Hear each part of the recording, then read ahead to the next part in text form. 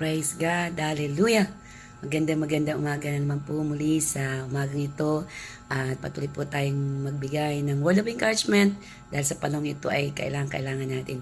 At pumunta po tayo sa ating mga Biblia at alam na po natin ang mga salita ng Diyos na ito'y matatagpuan po natin sa John 16:33. At sabi po dito, babasahin ko siya. Ito sabi po sa English Standard Version. I have said these things to you, that in me you may have peace. In this world you will have tribulation, but take heart, I have overcome the world. Amen. Ama, sa pangalan ng Jesus, maraming salamat po.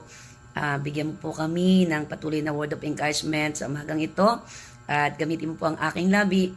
Bayaan mo po ang banal na Espiritu ay patuloy na samahan kami at gabayan at bigyan ng kalakasan sa aming mga pananampalataya. Maraming salamat po at ikaw po makita, hindi po ang aking sarili dahil sa amin ay wala po kaming kakayanan. Maraming salamat po.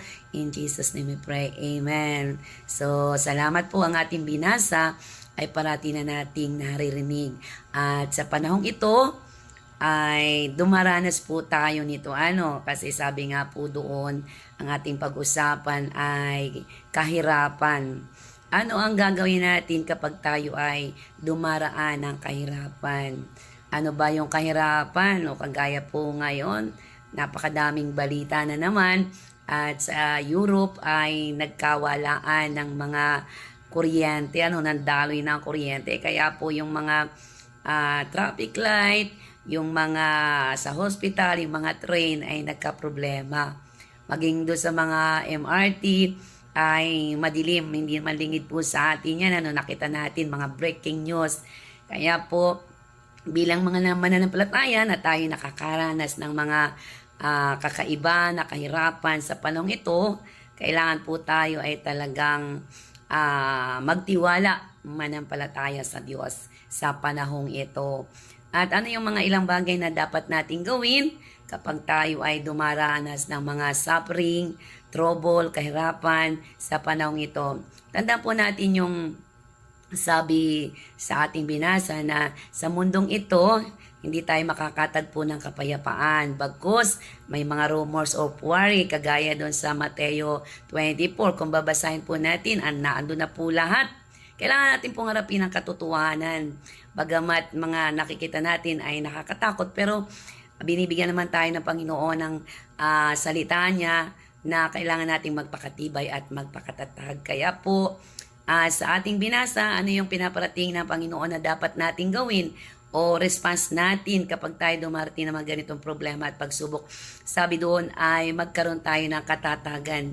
Magpakatibay tayo sa pananalig kay Kristo. Yung pananampalataya natin kay Kristo ay ating patibayin. At alam na po natin, para mapatibay yun, kailangan ano ang gagawin natin? Tayo ay magbabad sa salita ng Diyos. Kailangan tayo ay rooted sa salita ng Diyos para may kaalaman tayo at alam natin yung mga salita ng Diyos kung paano natin ito i-apply sa ating buhay upang hindi tayo matakot o magubulihanan kapag naandyan na yung mga pagsubok at nakikita na natin. Kaya po, mahalaga yung tayo ay magpakatibay at magpakatatag at hindi lamang yun na sinasabi niyan. Kailangan tayo ay pahintulutan natin ang banal na Espiritu na mag-dwell sa atin. Let the Spirit of the Lord dwell in you and me richly. Ang kanyang Espiritu at yung kanyang salita. Yung salita ng Diyos ay lumalim sa ating puso, nakarooted yung kanyang mga salita. Kasi ang salita ng Diyos ang ipanglalaban natin sa mga padating, mga nakikita natin sa paligid na mga problema, pagsubok, kahirapan. Sabi nga po ng iba, tayo po ay naandun sa sitwasyon na papasok na sa tribulation. Pero kahit mga tribulation yan, maniwala tayo na may Diyos tayo na sasamahan tayo at hindi tayo iiwanan o pababayaan. Amen? Purihin ang Panginoon. Praise God. At sabi pa doon sa ating binasa, dito sa mundong ito walang kapayapaan, subalit ang pangako ng Diyos sa mga mananampalataya, bagamat tayo may mga dinadaan kagaya sa Romans, 8, doon sa pababa, sabi doon, ano man ang daanan natin, kagutuman, kawalan, kamatayan, kahirapan, kung ano-anong mga trials and persecution ang daanan natin, ang pag-ibig ng Diyos ay hindi magmamaliw.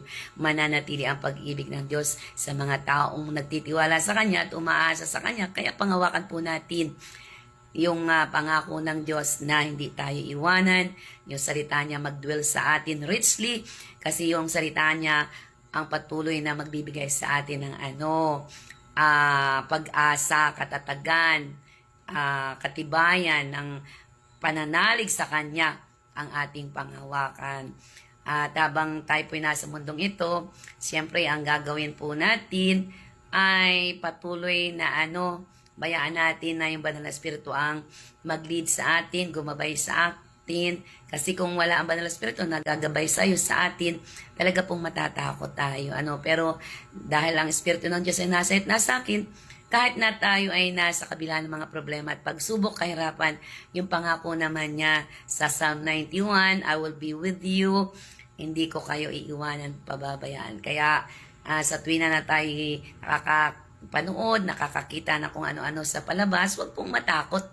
Bayaan po natin na matupad yung nangyayari. Pero habang nangyayari yung mga yon, tayo po ay manatiling mayroong kapayapaan na nagbubuhat sa Panginoon. Bakit? Kasi ang Prince of Peace ay nasa iyo at nasa akin.